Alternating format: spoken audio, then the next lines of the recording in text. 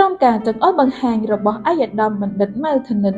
អភិបាលនៃគណៈអភិបាលខេត្តកំពត និងមានការដឹកនាំផ្ទាល់ពីអាយដាម មឿង គង្គា អភិបាលរងនៃគណៈអភិបាលខេត្តកំពត ទទួលបន្ទុកការងារបរិស្ថាន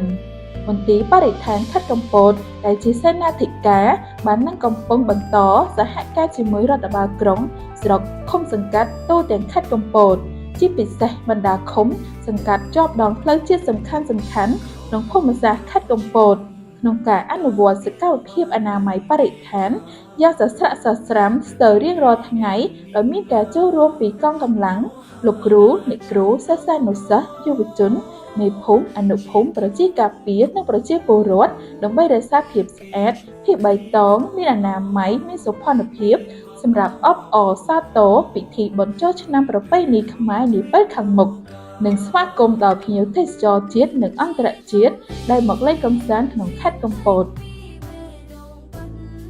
ក្រសួងបរិស្ថានបានដាក់ចេញនូវយុទ្ធនាការភាពស្អាត ស្របនឹងយុទ្ធសាស្ត្រចក្រាវិស័យបរិស្ថាន 2023-2028 របស់ក្រសួងបរិស្ថាន ក្រោមការដឹកនាំរបស់អាយដាមបណ្ឌិត អៀង សុផាឡែត រដ្ឋមន្ត្រីក្រសួងបរិស្ថាន រួមមានយុទ្ធនាការកាត់បន្ថយការប្រើប្រាស់ប្លាស្ទិក ក្រមប្រធានបទ ថ្ងៃនេះខ្ញុំមិនប្រើថង់ប្លាស្ទិកទេ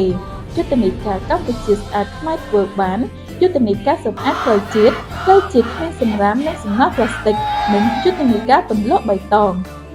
សូមសាធារណជននិងភ្ញៀវទេសចរចូលរួមទឹកដាក់សម្រាមសំណល់រឹងនិងសំណល់ប្លាស្ទិកឲ្យបានត្រឹមត្រូវដើម្បីកម្ពុជាស្អាតខេត្តកំពតស្អាតផ្ទះរបស់យើងស្អាត